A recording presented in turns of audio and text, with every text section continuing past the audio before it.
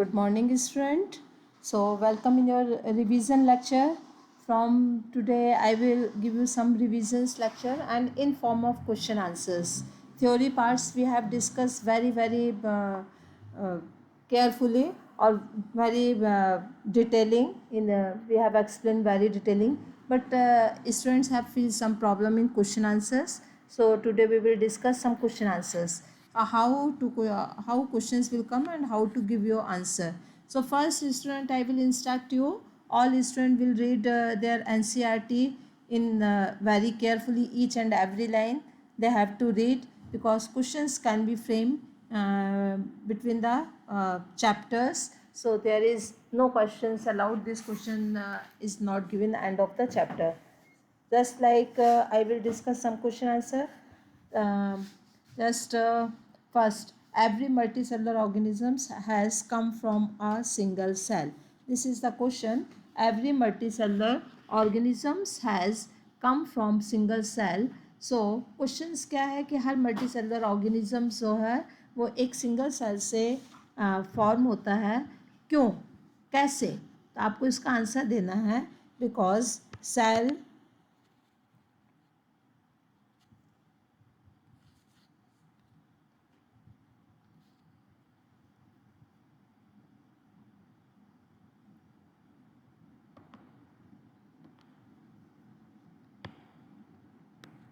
every multicellular organisms has come from single cell. So you have to give answer. Cell divide, क्यों, ऐसा क्यों होता है? You will give answer. Cell divide to produce cells of their own kinds. Cells of their own kinds. All cell, that's a reason. All cell thus come from pre-existing cell. Pre-existing cell. So this is very reliable answer. और इस तरीके का आपको answer करना है. Questions पहले properly understood करके और फिर बुक में जो कॉन्सेप्ट है उसके बेस पे ही आंसर देना है. जैसे फॉर एग्जांपल्स क्वेश्चंस है, when a D shelled egg is placed in concentrate salt solution the egg shrink. ठीक है, जब एग को कॉन्सेंट्रेट सॉल्यूशन पर डाला जाता है, सॉल्ट सॉल्यूशन पर, तो एग श्रिंक करता है. ठीक है, ये एक्सपेरिमेंट है, घर पे भी आप करके देख सकते हो. वाई? तो अब इस तरीके के क्वेश्चंस आपको बुक के एंड पे नहीं मिलेंगे, लेकिन कॉन्सेप्ट दिया हुआ है. कॉन्सेप्ट क्या है? It is due to basically osmosis. किसके ऊपर है? ऑस्मोसिस के ऊपर है. ठीक है, वाटर पासेज आउट. क्वेश्चंस इसका सिंपल है कि डी शेल्ड एग को जब एक कॉन्सेंट्रेट सॉल्यूशन पर डाला जाता है तो एग श्रिंक करता है. क्यों?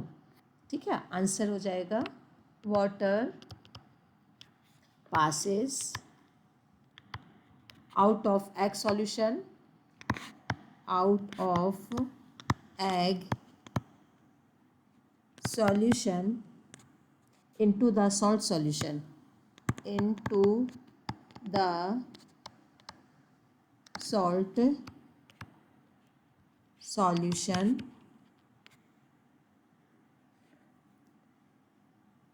क्यों, ऐसा क्यों हो रहा है? एग से पानी निकल कर सॉल्ट पे क्यों जा रहा है? Due to solution, salt solution is more concentrated. Salt solution is more concentrate. ठीक है, ये क्वेश्चंस 2 का आंसर है कि जब एग को सॉल्ट सॉल्यूशन पर रखा जाता है तो एग जो है श्रिंक होने लगता है. क्यों श्रिंक क्यों होने लगता है? क्योंकि एग में से वाटर निकलकर सॉल्ट सॉल्यूशन पर जाने लगता है. तो ये क्या हो गया आपका? बाहर की ओर निकल रहा है water. It is exosmosis. ठीक है, और ऑस्मोसिस टर्म आप लोगों ने रीड किया है. Osmosis is a process when concentration when in higher concentration molecules move from higher concentration to lower concentration. तो इसमें concentration concept को लेकर डेली लाइफ में जो क्वेश्चंस फॉर्म हो सकते हैं ऑस्मोटिक वेस्ट, वो क्वेश्चंस को भी दिया जा सकता है. ठीक है. लाइक एक और क्वेश्चंस है, question like that viruses illustrate the importance of membrane. Virus के लिए virus illustrated the importance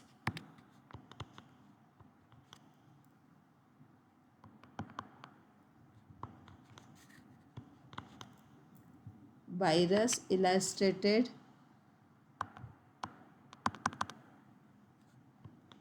the importance of membrane.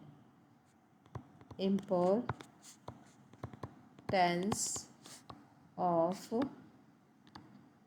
membrane. ये यदि ये क्वेश्चन आता है, ये क्वेश्चन की आपको मीनिंग पता होना चाहिए. Virus illustrated the importance of membrane.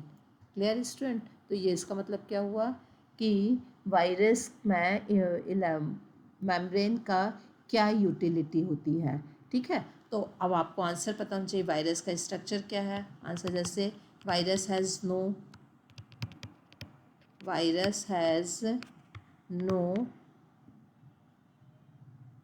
No any membrane. Virus में तो अभी आप लोगों ने वाई वी फॉल इल में रीड किया हुआ है कि वायरस का अपना कोई सिस्टम नहीं होता है. ठीक है ना. तो इसमें लाइफ के वायरस में जब कोई मेम्ब्रेन नहीं है तो बेसिकली इसमें लाइफ के कोई भी कैरेक्टरिस्टिक्स शो नहीं होना चाहिए. लेकिन जब ये लिविंग बॉडी में एंटर होता है, virus has no any membrane, but when he enter when it enter a living body or host. Living body और दूसरा इसको क्या कहेंगे, होस्ट. ठीक है. it use its cell machinery. Host की सेल मशीनरी को यूज़ करता है. Cell machinery to multiply. Clear student. तो इस तरीके के क्वेश्चंस आते हैं तो कॉन्सेप्ट आपको लेके करना है कि इसका आंसर क्या होगा. ठीक है. जैसे for examples my question is that cell wall is made up of which components. किससे बन रही है. सेल वॉल पूछ रहे हैं, सेल मेम्ब्रेन नहीं पूछ रहे हैं. तो आपको कॉन्सेप्ट क्लियर होना है कि क्वेश्चंस किस पर क्वेश्चंस की क्वेरीज किस कंपोनेंट्स, क्वेश्चंस की क्वेरीज किस बेस को लेकर है. तो यहाँ पर किसका है, सेल वॉल का है. ठीक है. सेल वॉल, सेल मेम्ब्रेन, ये आपको क्लियर होना चाहिए कि दोनों के बेसिक डिफरेंसेस क्या हैं. ठीक है.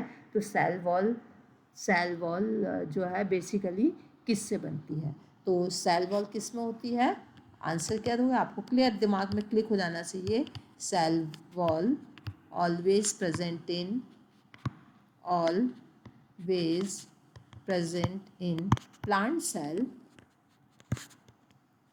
plant cell and it is made up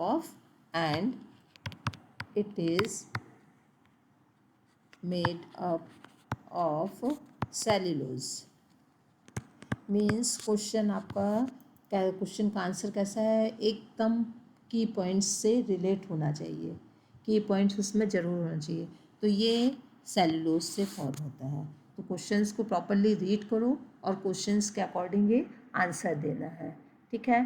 question आ सकता है what is the intracellular source of digestive enzymes. Cell के अंदर डाइजेस्टिव एंजाइम्स किस में होते हैं. अब आपको तुरंत समझना है क्वेश्चंस का मीनिंग क्या है. What is the intracellular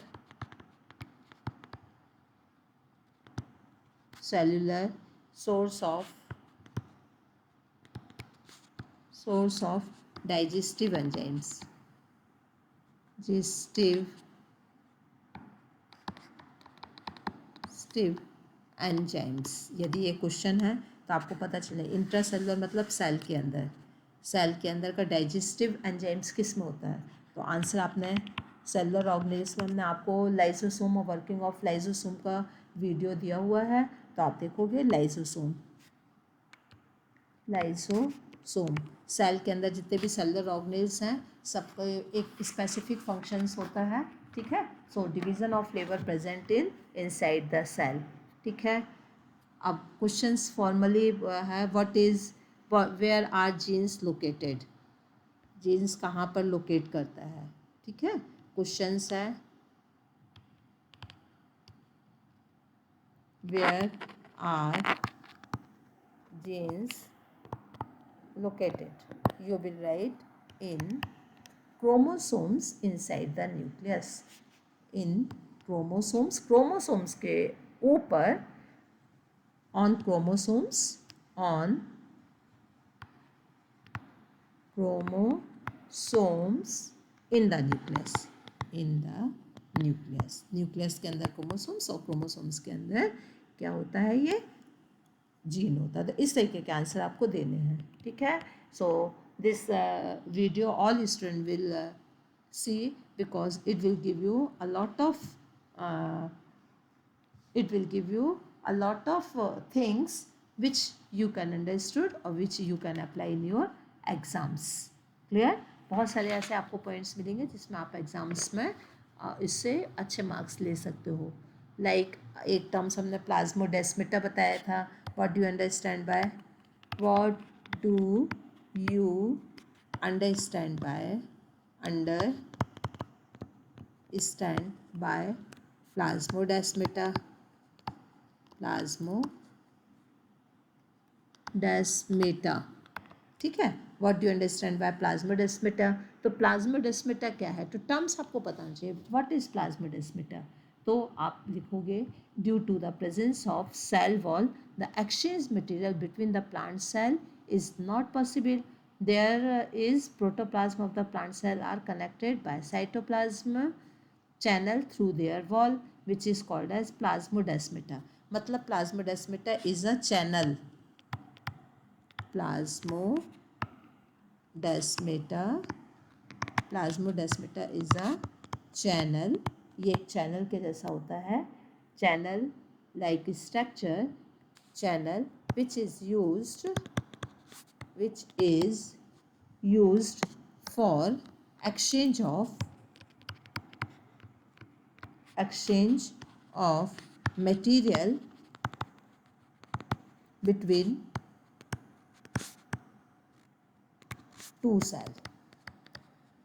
cell in plants, clear. ज़्यादातर सेल वॉल किसके अंदर होता है, प्लाज्मा में सेल वो सॉरी प्लांट सेल में सेल वॉल होता है, और सेल वॉल से मटेरियल का जो एक्सचेंज है वो नॉट पॉसिबल, लेकिन दो सेल के बीच में यदि कोई चीज़ का मटेरियल ट्रांसमिट होना है तो वो किसके थ्रू होगा, प्लाज्मोडेस्माटा। तो प्लाज्मोडेस्माटा दो सेल के मटेरियल को ट्रांसपोर्ट करने में हेल्प करता है, ठीक है। तो इस तरीके से आपको देना है। कभी कभी क्वेश्चन न्यूक्लियस का स्ट्रक्चर आपने रीड किया था, तो न्यूक्लियस के स्ट्रक्चर के बेसिकली 4 पार्ट्स होते हैं, न्यूक्लियर पोल, न्यूक्लियर मेम्ब्रेन, ठीक है, न्यूक्लियर सैप और न्यूक्लियोइड्स, चारों के अलग अलग फंक्शंस हैं। Each and every part has its specific function, तो हर के स्पेसिफिक फंक्शंस आपको देखना है। जैसे for examples, what is the significance of nuclear pole, what is the significance of, what is the importance of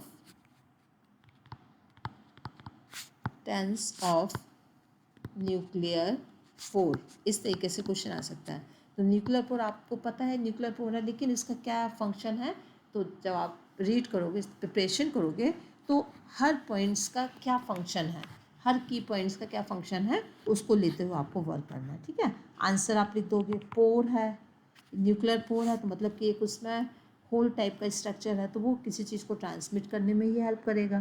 तो आप आंसर इसका लिख सकते हो, क्योंकि आपको न्यूक्लियर पोर कीवर्ड्स पता है, ठीक है ना। तो न्यूक्लियर पोर किसके ऊपर होता है, बेसिकली न्यूक्लियर मेम्ब्रेन के ऊपर, ठीक है। तो आप क्या लिखोगे, the pore present on the nuclear membrane allow transport of water soluble molecules across nuclear envelope, ठीक है। न्यूक्लियर एनवलप से वाटर मॉलिक्यूल्स जो मॉलिक्यूल्स हैं उनको पास आउट करता है, कहाँ से, न्यूक्लियोप्लाज्म से साइटोप्लाज्म के बीच में, ठीक है। तो answer simple, answer is very simple.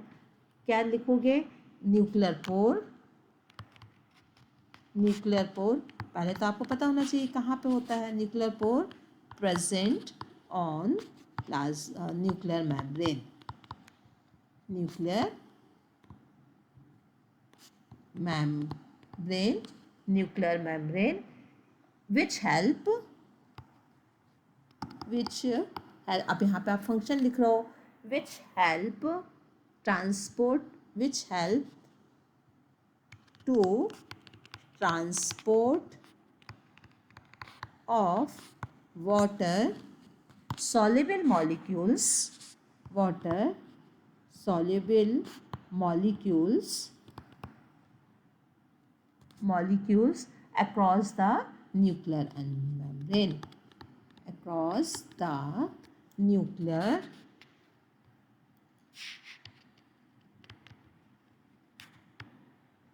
membrane, like RNA, ठीक है ना, RNA होता है, राइबोसोम्स होते हैं, ठीक है, whereas carbohydrate, lipids and proteins move into the nucleus, और RNA भी मूव कर सकता है कहाँ से, न्यूक्लियस से साइटोप्लाज्म पर, और साइटोप्लाज्म से न्यूक्लियस, कार्बोहाइड्रेट, लिपिड्स और प्रोटीन न्यूक्लियस में मूव कर सकता है। तो ये सब वाटर सॉल्युबल मॉलिक्यूल्स होते हैं, ठीक है ना। तो ये न्यूक्लियर मेम्ब्रेन से मूव कर सकते हैं। तो इस तरीके के आंसर आपको लिखना है, ठीक है। कुछ और बता देते हैं, अब कभी कभी क्वेश्चन से बहुत कॉमन सा क्वेश्चन है, do you agree as cell is a building unit of organisms, ये भी क्वेश्चंस बहुत ही ज़्यादा कॉमन है ना। क्या आप इससे एग्री हो कि सेल एक बिल्डिंग यूनिट ऑफ ऑर्गेनिजम्स है, तो आपका सेल का टॉपिक ही यही है। सेल का टॉपिक क्या है, unit of living organisms.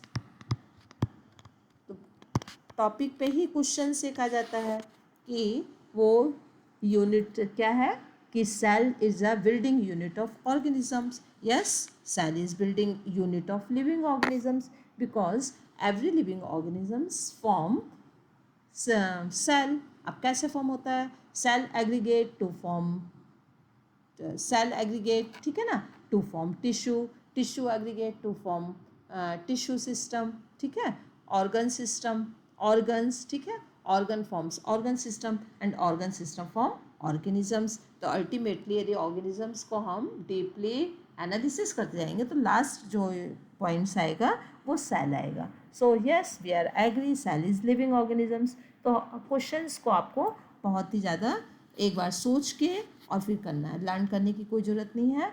If you have understood your concept, so सिर्फ लर्न इतना करना है कि जिसमें आप अपनी लैंग्वेज पर उसको कॉन्सेप्ट को लिख सको, ठीक है।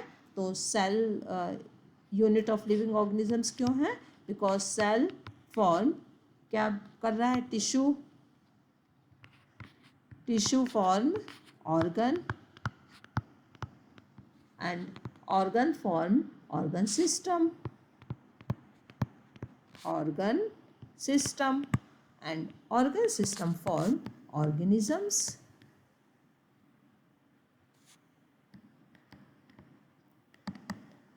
ठीक है, तो इस तरीके के क्वेश्चंस आपको करना होगा, ठीक है। What is the chromosomes made up of, how is chromatin, chromatids and chromosomes related to each other.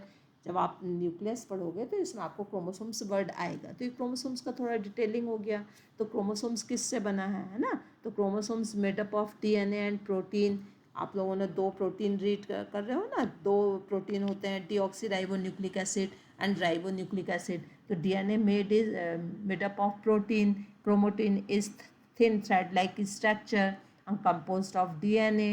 it's ठीक है, it is form rod like chromatids, 2 chromatids attached to centromeres and form a chromosomes। Chromosomes कैसे बन रहे हैं, chromatid से बन रहे हैं, और दोनों दो क्रोमेटिड्स एक पॉइंट्स पर अटैच होते हैं, this is called as centromere. So this type you have to just preparations for unit 1 examinations because it will gives weightage marks in final exams. तो आपको इसमें पास भी होना अच्छे से और क्लियर करना है. और this time you have give 3 papers. Science के 3 पेपर्स होंगे. फर्स्ट पेपर आपका फिजिक्स का होगा, सेकेंड पेपर आपका केमिस्ट्री का होगा और थर्ड बायो का होगा. बट वो वही 2.5 आवर पे आपको तीनों पेपर करना. तो तीनों के टाइमिंग्स नियर अबाउट 50 मिनट्स का है तीनों के टाइमिंग्स. तो टाइम का आप लोग विशेष आप ध्यान रखोगे. Second very important thing, it is about diagram. जिन भी क्वेश्चंस में डायग्राम दिए हैं, you just make diagram in PDF. आपको PDF में डायग्राम के अलावा कुछ भी नहीं भेजना है. यदि डायग्राम के अलावा आपने कुछ भी भेजा, I will not check. I will check on the diagram. और डायग्राम का जो रिटन है डिस्क्रिप्शंस, वो आप ऑनलाइन एग्जाम्स पर सीधे कंप्यूटर पर उस पर टाइप करोगे. उसका आपको PDF में नहीं देना है. यदि आपने इंस्ट्रक्शंस को फॉलो नहीं किया तो you will lose your marks. Thank you student. Have a nice day.